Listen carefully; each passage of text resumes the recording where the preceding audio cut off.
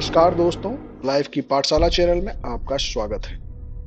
दोस्तों, जैसे जैसे हम फाइनेंशियल ईयर 2023-24 की समाप्ति की ओर बढ़ रहे हैं, वैसे वैसे ही सबके मन में एक प्रश्न उठ रहा होगा कि इस वर्ष का इनकम टैक्स कितना कटने वाला है या कौन सा इनकम टैक्स स्लैब आपके लिए ठीक होगा, न्यू इनकम टैक्स स्लैब या ओल्ड इनकम टैक्स स्लैब। तो अगर आप जानना चाहते हैं कि कौन सा इनकम टैक्स स्लैब आपके लिए ठीक है या इनकम टैक्स को कैसे कैलकुलेट कर सकते हैं, तो वीडियो में बने रहिए। आगे हम इस वीडियो में जानेंगे कि न्यू इनकम टैक्स और ओल्ड इनकम टैक्स का क्या स्लैब है, और फिर जानेंगे कि इनकम टैक्स को कैसे कैलकुलेट कर सकते हैं, और वीडियो के अंत में हम जानेंगे कि कैसे अपने टैक्स को मिनिमाइज कर सकते हैं। तो चलिए पहले देखते हैं कि न्यू टैक्स स्लैब क्या है। न्यू टैक्स स्लैब बजट 2023 में लाया गया था। इसके अनुसार एनुअल इनकम 0 से 3 लाख होने पर कोई टैक्स नहीं पे करना है, 3 से 6 लाख पर 5% टैक्स, 6 से 9 लाख पर 10% टैक्स, 9 से 12 लाख पर 15% टैक्स, 12 से 15 लाख पर 20% टैक्स, और 15 लाख से अगर एबव आपका इनकम है तो उसमें आपको 30% टैक्स पे करना होगा। और इसके साथ ही इसमें टैक्स रिबेट को बढ़ाकर 5 लाख से 7 लाख कर दिया गया, और स्टैंडर्ड डिडक्शन 50,000 को भी जोड़ दिया गया इसमें। जब फर्स्ट टाइम बजट 2020 में न्यू टैक्स स्लैब को लाया गया था, उस समय इनकम का टैक्स स्लैब 2.5 लाख का था, जो अब बढ़ाकर 3 लाख कर दिया गया। पहले ये 0 से 2.5 लाख था, फिर 2.5 से 5 था, जो अब बढ़ाकर 0 से 3, 3 से 6, इस प्रकार 3 लाख का स्लैब कर दिया गया। और पहले वाले में टैक्स रिबेट 5 लाख तक ही था, जो कि अब बढ़ाकर 7 लाख कर दिया गया। और पहले वाले में स्टैंडर्ड डिडक्शन भी नहीं था, जो कि इस बार दे दिया गया। इस प्रकार 2023 बजट में बहुत सारे चेंजेस करने के बाद न्यू टैक्स स्लैब को अपडेट कर लाया गया। अब चलिए देखते हैं ओल्ड टैक्स स्लैब को। ओल्ड टैक्स स्लैब के अनुसार इनकम को 4 भागों में बांटा गया है। फर्स्ट है 0 से 2.5 लाख पर आपको कोई टैक्स पे नहीं करना है, 2.5 से 5 लाख पर आपको 5% टैक्स पे करना है, 5 से 10 लाख पर आपको 20% टैक्स पे करना है, और अगर आपका इनकम 10 लाख से ऊपर है तो उसमें आपको 30% टैक्स पे करना है। इसके साथ ही इसमें आपको टैक्स रिबेट 5 लाख का मिल जाता है, और स्टैंडर्ड डिडक्शन आपको 50,000 का मिल जाता है। ऑल टैक्स के अनुसार हम देखें तो 5 लाख के बाद हमें हायर टैक्स पे करना पड़ता है, जबकि न्यू टैक्स में इसको स्टेप बाय स्टेप बढ़ाया गया है। न्यू टैक्स में 5% के बाद 10%, फिर 15%, 20%, इस प्रकार इंक्रीज किया गया है। जबकि ऑल टैक्स में आपको 5 लाख के बाद सीधा 20% पे करना पड़ता है, और 10 लाख के ऊपर में आपको सीधा 30% पे करना पड़ता है। तो चलिए अब देखते हैं कि अगर दोनों टैक्स स्लैब के अनुसार अपने ग्रॉस इनकम पे टैक्स कैलकुलेट करते हैं तो हमें कितना टैक्स पे करना पड़ेगा। तो एक दो एग्जांपल से उसको समझते हैं। फर्स्ट हम एग्जांपल लेते हैं, उसमें हम अगर कोई इन्वेस्टमेंट नहीं करते हैं तब हमें कितना पे टैक्स पे नहीं करना होगा, ये हम देख लेते हैं। तो न्यू टैक्स सिस्टम के अनुसार टैक्स रिबेट आपको 7 लाख तक मिल जाएगा, और अगर आप सैलरीड पर्सन हैं तो आपको 50,000 का स्टैंडर्ड डिडक्शन भी मिल जाएगा। तो टोटल आप देखें तो 7.5 लाख इनकम तक आपको इसमें कोई टैक्स पे नहीं करना पड़ेगा। नेक्स्ट अब हम ओल्ड टैक्स सिस्टम के अनुसार देखते हैं कितना पे हमें कोई टैक्स पे नहीं करना पड़ेगा। तो इसमें भी आपको 5 लाख का टैक्स रिबेट मिल जाता है, 50,000 का स्टैंडर्ड डिडक्शन अगर आप सैलरीड पर्सन है तो इसमें टोटल आपको, अगर आपका ग्रॉस इनकम 5.5 लाख तक है तो इसमें आपको कोई टैक्स नहीं पे करना पड़ेगा। दोस्तों, अभी हमने देखा कि हमने कोई इन्वेस्टमेंट नहीं किया, तो हमें न्यू टैक्स सिस्टम के अनुसार 7.5 लाख रुपए तक कोई टैक्स पे नहीं करना पड़ा, और ऑल टैक्स सिस्टम के अनुसार 5.5 लाख तक कोई टैक्स पे नहीं करना पड़ा। अब हम देखते हैं कि अगर हम 1.5 लाख रुपए का इन्वेस्टमेंट करते हैं तो हमें न्यू टैक्स सिस्टम के अनुसार और ऑल टैक्स सिस्टम के अनुसार कितना टैक्स पे करना पड़ेगा। इन दोनों को हम कैलकुलेट करेंगे और देखेंगे कैसे हम टैक्स को कैलकुलेट करते हैं। चलिए देखते हैं कि जब हमारा ग्रॉस सैलरी 9.5 लाख रुपया हो तो न्यू टैक्स सिस्टम के अनुसार कितना टैक्स पे करना पड़ेगा। तो जब हमारा सैलरी 9.5 लाख रुपया होगा, और अगर हम कोई सैलरीड पर्सन है तो हमें 50,000 का स्टैंडर्ड डिडक्शन मिल जाएगा, और न्यू टैक्स सिस्टम के अनुसार हमें यहाँ इन्वेस्टमेंट का कोई बेनिफिट नहीं मिलेगा, क्योंकि न्यू टैक्स सिस्टम के अनुसार हम यहाँ पर किसी प्रकार का कोई इन्वेस्टमेंट शो नहीं कर सकते। तब हम यहाँ सिर्फ अपने स्टैंडर्ड डिडक्शन को लेंगे और स्टैंडर्ड डिडक्शन को माइनस करने के बाद हमारा टैक्सेबल इनकम 9 लाख रुपया हो जाएगा। अब हम देखते हैं कि 9 लाख रुपया पे हमें कितना टैक्स पे करना पड़ेगा। तो 0 से 3 लाख पर हमें कोई टैक्स पे नहीं करना पड़ेगा।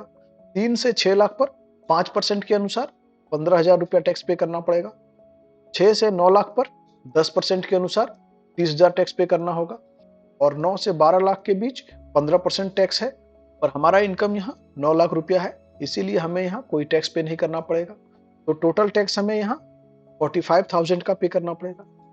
अब हम इसी सेम कंडीशन को देखते हैं ऑल टैक्स सिस्टम के अनुसार, कि जब हम ऑल टैक्स सिस्टम के अनुसार अपना टैक्स कैलकुलेट करेंगे तो हमें कितना टैक्स पे करना पड़ेगा। इसमें भी जब हमारा इनकम 9.5 लाख रुपया हो और अगर हम सैलरीड पर्सन है तो हमें यहाँ स्टैंडर्ड डिडक्शन 50,000 का मिल जाएगा। और ऑल टैक्स सिस्टम में हम इन्वेस्टमेंट को शो कर सकते हैं, इसीलिए यहाँ हम 1.5 लाख का इन्वेस्टमेंट को शो करेंगे। तो इन दोनों को माइनस करने के बाद हमारा जो टैक्सेबल इनकम होगा वो 7.5 लाख रुपया हो जाएगा। अब हम देखते हैं कि 7.5 लाख रुपया पे हमें कितना टैक्स पे करना होगा। तो 0 से 2.5 लाख पर हमें कोई टैक्स नहीं पे करना होगा। 2.5 लाख से 5 लाख पर 5% के अनुसार 12,500 रुपया पे करना होगा। 5 लाख से 10 लाख पर 20% के अनुसार 50,000 टैक्स पे करना होगा। और 10 लाख से एबव पे 30% के अनुसार टैक्स पे करना है, पर हमारा इनकम 10 लाख से एबव नहीं है, तो यहाँ हमें कोई टैक्स पे नहीं करना पड़ेगा। तो इन सबको कैलकुलेट करने के बाद जो टोटल टैक्स हमें पे करना है वो है 62,500। तो आपने देखा कि जब हम न्यू टैक्स सिस्टम के अनुसार कैलकुलेट कर रहे थे तो हमें इन्वेस्टमेंट करने की भी जरूरत नहीं थी, फिर भी हमें 45,000 का ही टैक्स पे करना पड़ा। लेकिन ऑल टैक्स सिस्टम के अनुसार हमने 1.5 लाख का इन्वेस्टमेंट भी किया, इसके बाद भी हमें जो टैक्स है वो 62,500 का पे करना पड़ रहा है। इस प्रकार दोनों के बीच का डिफरेंस आपने देखा कि कितना अधिक हो जा रहा है। ऑल टैक्स सिस्टम के अनुसार हमें और कुछ चीजों का अपने इनकम में क्लेम लेना होगा, तब जाकर इसका टोटल टैक्स 45,000 हो सकता है। लेकिन न्यू टैक्स में हमने किसी प्रकार का कोई चीज का क्लेम नहीं लिया, फिर भी हमें उसमें 45,000 का ही टैक्स पे करना पड़ा। इस प्रकार दोनों के बीच का डिफरेंस आप देख सकते हैं। अभी हमने कैलकुलेट किया कि हमारा सैलरी 9.5 लाख रुपया है। अगर हमारा सैलरी 13 लाख रुपया हो तो अब हम न्यू टैक्स के अनुसार हमें कितना टैक्स पे करना होगा, और फिर इसके बाद हम देखेंगे कि ऑल टैक्स सिस्टम के अनुसार हमें 13 लाख पे कितना टैक्स पे करना होगा। तो पहले हम न्यू टैक्स सिस्टम के अनुसार देखते हैं कि 13 लाख पे कितना टैक्स पे करना होगा। तो इसमें आप देख सकते हैं कि स्टैंडर्ड डिडक्शन यहाँ भी 50,000 आपको मिल जाएगा अगर आप सैलरीड पर्सन हैं, और इसमें भी आपको 1.5 लाख इन्वेस्टमेंट का कोई बेनिफिट नहीं मिलेगा, क्योंकि न्यू टैक्स सिस्टम में हम किसी प्रकार कोई इन्वेस्टमेंट शो नहीं कर सकते। तो 13 लाख में अपना स्टैंडर्ड डिडक्शन को माइनस करने के बाद हमारा जो टैक्सेबल इनकम होगा वो 12,50,000 रुपया होगा। अब हमको इसी पर कैलकुलेट करना होगा कि हमारा टोटल टैक्स कितना होगा। तो इसमें हमको 0 से 3 लाख पर कोई टैक्स पे नहीं करना है। 3 से 6 लाख पर 5% के अनुसार 15,000 टैक्स पे करना होगा। 6 से 9 लाख पे 10% के अनुसार 30,000 टैक्स पे करना होगा। 9 से 12 लाख पर 15% के अनुसार 45,000 टैक्स पे करना होगा। और 12 से 15 लाख के बीच 20% का टैक्स लगेगा, पर हमारा 12 लाख के ऊपर 50,000 इनकम है, तो इसीलिए हम यहाँ 50,000 का कैलकुलेट करेंगे। तो 50,000 पे हमें यहाँ 10,000 रुपया 20% के अनुसार टैक्स पे करना पड़ेगा। तो अगर हम टोटल टैक्स देखते हैं तो यहाँ हमें 1 लाख रुपीज का पे करना होगा। अब हम सेम कंडीशन को फिर से ऑल टैक्स सिस्टम के अनुसार कैलकुलेट करते हैं कि ऑल टैक्स सिस्टम के अनुसार हमें कितना टैक्स पे करना होगा। तो ऑल टैक्स सिस्टम के अनुसार फिर से हम अपना इनकम 13 लाख के ऊपर अपना टैक्स कैलकुलेट करते हैं। तो इसमें भी हमको स्टैंडर्ड डिडक्शन 50,000 का मिल जाएगा अगर हम सैलरीड पर्सन है तो। और इसमें हम अपना इन्वेस्टमेंट 1.5 लाख रुपया शो कर सकते हैं, क्योंकि ऑल टैक्स सिस्टम में हम अपना इन्वेस्टमेंट को शो कर सकते हैं। तो इन दोनों को माइनस करने के बाद हमारा जो टैक्सेबल इनकम होगा वो 11 लाख रुपया होगा। तो अब हम कैलकुलेट करते हैं कि 11 लाख रुपये पे हमें कितना टैक्स पे करना होगा। तो 11 लाख रुपये पे 0 से 2.5 लाख के बीच हमें कोई टैक्स पे नहीं करना होगा। 2.5 लाख से 5 लाख के बीच हमें 12,500 रुपया टैक्स पे करना है। 5 लाख से 10 लाख के बीच 20% के अनुसार हमें 1 लाख रुपया टैक्स पे करना होगा। और 10 लाख से एबव में हमें 30% के अनुसार टैक्स पे करना है। तो 10 लाख से एबव हमारा 1 लाख रुपया है, तो हमें 1 लाख का 30% पे करना है, तो हमारा यहाँ पे 30,000 हो जाता है। तो इन सबको ऐड करने के बाद टोटल हमें यहाँ 1,42,500 का टैक्स पे करना होगा। तो अब आप दोनों में डिफरेंस को देख सकते हैं कि जब हम न्यू टैक्स सिस्टम के अनुसार टैक्स पे कर रहे थे तो हमें 1 लाख का टैक्स पे करना पड़ रहा था, जबकि उसमें कोई इन्वेस्टमेंट करने की जरूरत नहीं थी। जबकि ऑल टैक्स सिस्टम में हमें 1,42,500 का टैक्स पे करना पड़ा, जबकि हमने यहाँ 1.5 लाख रुपए का इन्वेस्टमेंट भी किया। तो आप समझ गए होंगे कि आपके लिए कौन सा टैक्स स्लैब अच्छा है, आपको किस टैक्स स्लैब को फॉलो करना चाहिए। हमने यहाँ दोनों टैक्स सिस्टम को देख लिया, चलिए हम इसको देखते हैं।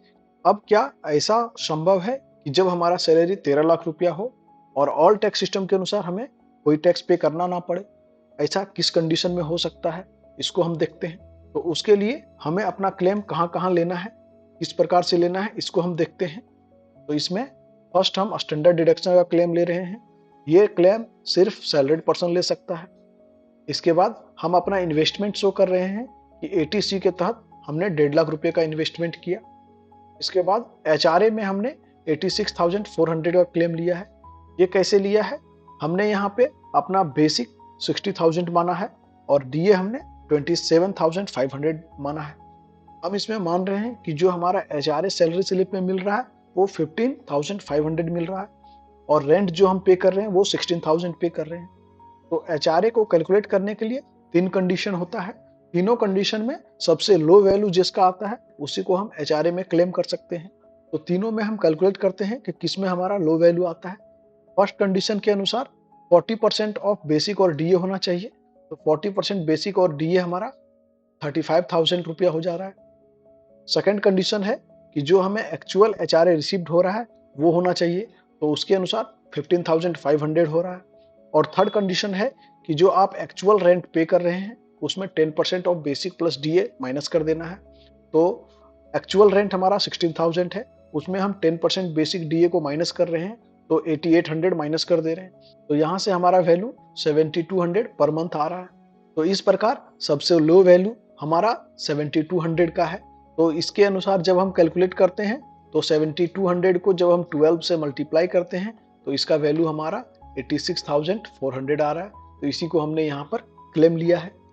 अब नेक्स्ट क्लेम जो हम ले रहे हैं वो सेक्शन 10, 14, 1 एंड 2 का क्लेम ले रहे हैं।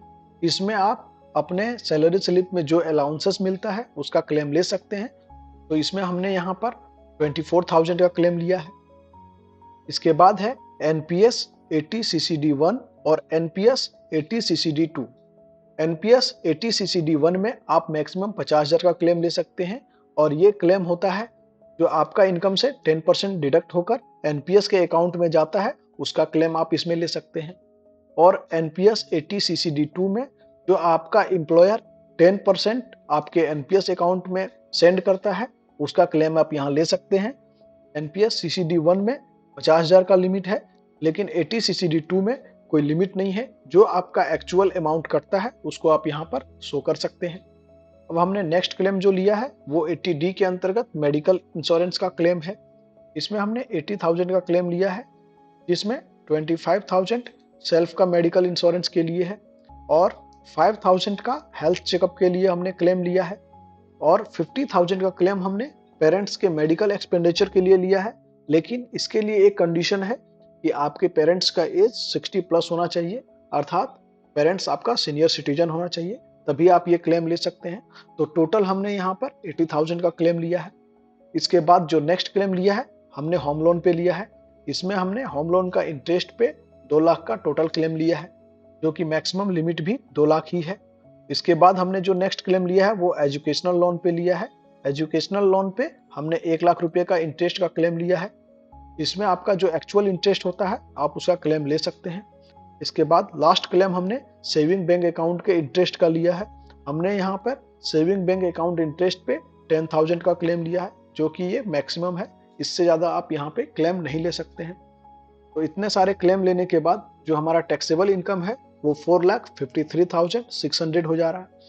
ये 5 लाख के नीचे आ जा रहा है, इसीलिए हमें यहाँ कोई टैक्स पे नहीं करना पड़ रहा है। तो इस प्रकार जब किसी का इनकम 13 लाख रुपया हो तो हो सकता है कि उसको कोई टैक्स पे नहीं करना पड़े, लेकिन इसके लिए आपको इतने सारे क्लेम को लेना होगा। तो ये पॉसिबल है पर क्या ये सभी के साथ पॉसिबल है? क्या सभी लोग होम लोन लेते हैं और उसका इंटरेस्ट 2 लाख पे करते हैं? क्या सभी लोग एजुकेशनल लोन लेते हैं और उसका इंटरेस्ट 1 लाख पे करते हैं? और ये दोनों लोन लेने के बाद भी उनके बैंक अकाउंट में इतना अमाउंट है कि उससे उसको 10,000 का इंटरेस्ट प्रत्येक ईयर मिल रहा है। इतना ही नहीं, हमने मेडिकल इंश्योरेंस का भी क्लेम लिया है और उसमें भी हमारा माता पिता का एज 60 प्लस है और हमने 1.5 लाख का इन्वेस्टमेंट भी किया है। इस प्रकार हमने मल्टीपल क्लेम लिया है। क्या ये सभी के साथ पॉसिबल है? हमने ज्यादातर यहाँ मैक्सिमम लिमिट को लिया है, तो मेरे अनुसार सभी के साथ ये कंडीशन फॉलो नहीं कर सकता है। इसलिए सभी के साथ ऐसा नहीं हो सकता कि उसका इनकम 13 लाख हो और उसको टैक्स 0 पे करना पड़े। आपने YouTube पर बहुत सारा वीडियो देखा होगा जिसमें दिखाया जाता है कि इनकम 20 लाख है और आपको टैक्स 0 पे करना है, इनकम 15 लाख है और आपको टैक्स 0 पे करना है। तो आप समझ सकते हैं कि यह एक प्रकार का भ्रम है कि आपका इनकम 15 लाख है, आपका इनकम 12 लाख है और आपको टैक्स 0 पे करना है। ऐसा सभी के साथ पॉसिबल नहीं है। हो सकता है कि किसी के साथ ये पॉसिबल हो जाए, लेकिन बहुत कम ही चांस है कि किसी के भी साथ ये पॉसिबल होगा। तो दोस्तों, फाइनली आप समझ गए होंगे और आपका भ्रम भी दूर हो चुका होगा। तो अगर आपको ये वीडियो पसंद आया है तो वीडियो को लाइक कर दें और अपने दोस्तों को भी शेयर कर दें, और जाते जाते चैनल को सब्सक्राइब करना और बेल आइकन को प्रेस करना ना भूलें, ताकि आगे आने वाली सभी वीडियो का नोटिफिकेशन आपको समय पर मिल सके। जय हिंद, जय भारत।